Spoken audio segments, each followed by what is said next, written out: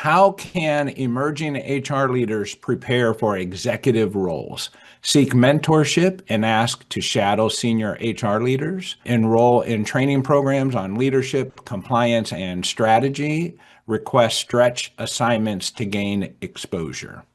Yes, Phil, all of those. They can do all of those things. And if you have employees who are actually seeking out those opportunities and have employees who are willing to enroll in those types of programs and make those types of requests, that in and of itself shows some initiative and potential leadership. Not everybody wants to do those sort of extras.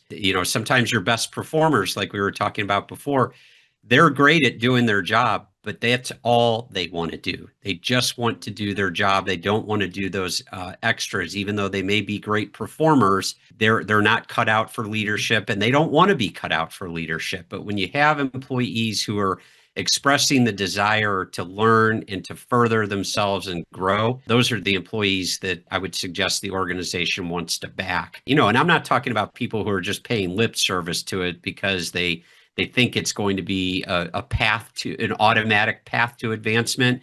You have to find those employees who are genuinely interested in those opportunities because they genuinely want to be in a higher position and further their careers. They don't want to just check off boxes so that they can get a raise.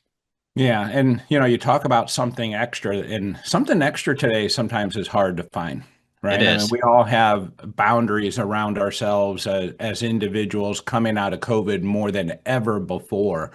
I don't want to come into the workplace. I want to be on hybrid. I need flexibility, my work-life balance. I can't work this shift because of that problem or whatever the challenges are. And I'm not saying any of them are not legit challenges. But when someone asks me, how do I identify a good leader and what's going on or the potential of a good leader, first of all, they're never telling me no. They're always asking, okay, how can we do that? And they're looking for effective and meaningful ways of getting the job done to solve problems. Because as leaders, that's what we are, is problem solvers.